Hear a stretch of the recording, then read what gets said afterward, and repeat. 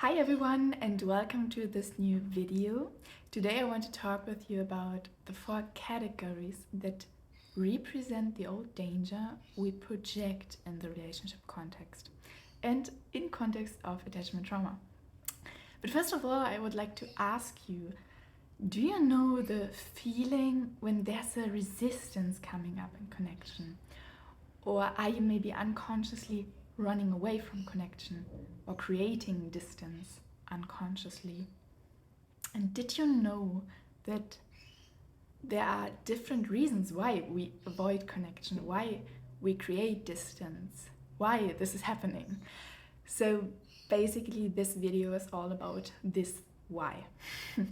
So as I explained in previous videos, at the core of attachment trauma is basically the projection of danger onto another person, onto a counterpart or other people. But what does it mean? What is a projection of danger? So besides that it refers to a counterpart, what does danger mean? So basically the danger, or what seems so dangerous, is that the other person getting close to me or I'm in contact with is acting in a certain way, a certain action that comes from the other person that seems dangerous to me and my system, to my nervous system, and triggers me. So I perceive that through my senses and I get certain impressions in connection that still seem dangerous to me, threatening to me. Hey, you can tune in right now. Maybe a situation comes and the body always corresponds to that. So it is the stress level in the body. So what's happening there, this projection of danger, on the level of our nervous system and body, it's stress in the body. Something feels dangerous in connection there. So it really corresponds to our physiology. And basically there are 4 categories that represent this old danger we project. And this of course has the effect that real contact, real connection and presence is avoided, is not possible. So what's the first category? Let's start with the first one. The first one is the fear of being left alone, left behind, that the other one goes away and leaves me alone. Can also mean that I'm not nurtured, that I don't get nurtured in the relationship, that I don't feel seen, that I don't feel heard, that I don't feel understood. So this is the first category, and if I would show it in a movement, it would be like this, like the other one is leaving me. I feel there's a fear of being left alone, right? It's really interesting to put a movement onto that, because if we talk about the second category, there's the fear. The second category is the fear that the other one oversteps my boundaries, mentally or emotionally or physically. So it is the other movement, like encroaching, the fear of being disrespected, the fear of that someone oversteps my boundaries, becomes violent maybe, becomes abusive maybe. So that is exactly the other direction, okay? It's like encroaching, invading. And now I have a cat here. Hello? Hello? What do you think? Sorry. I come back. So, baby, you have to go. Go, play. So, the third category. The third... Baby. Okay. The third category is numbing. If the other person, and maybe that was the case with caregivers, are numbing themselves. So if the counterpart is numbing him or herself, of course also no real contact is possible, right? Oh, the cat wants to eat the blueberries I have here. So the third category is numbing. And there's another... Baby. baby.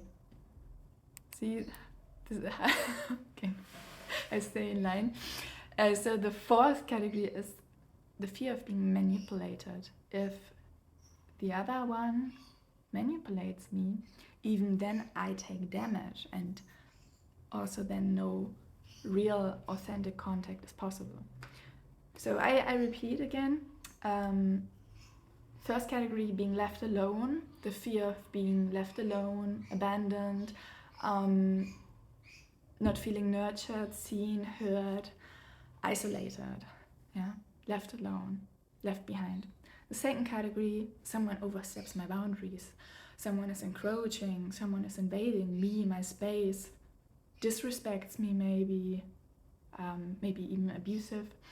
Third category, the other person is numbing him or herself, no real contact is possible.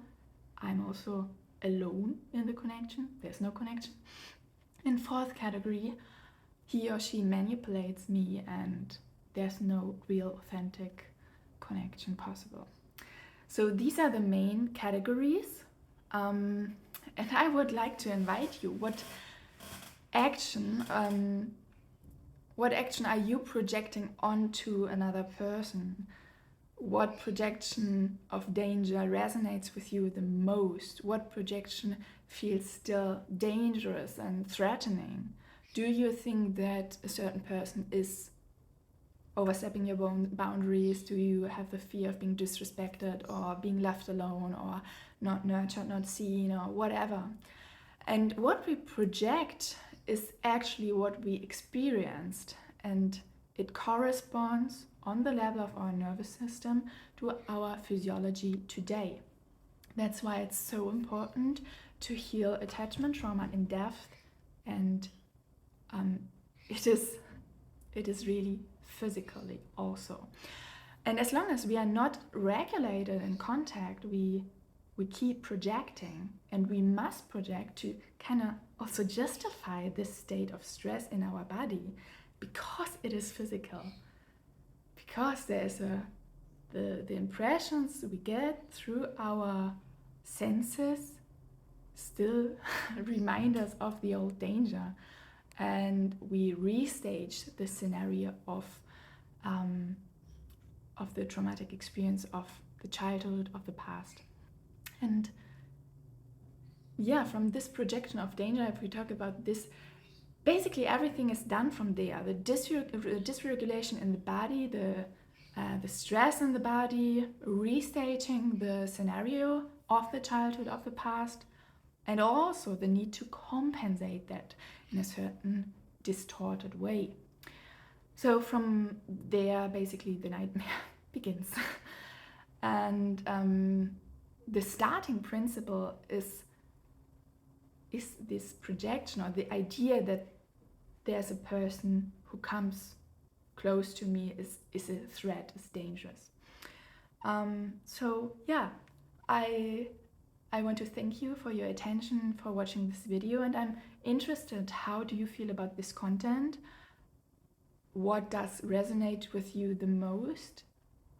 What projection of danger determines your life and your relationships? And yeah, let me know in the comments, or also via private message. Yeah, I'm happy to be connected to you, to be in touch with you, and I wish you an amazing evening.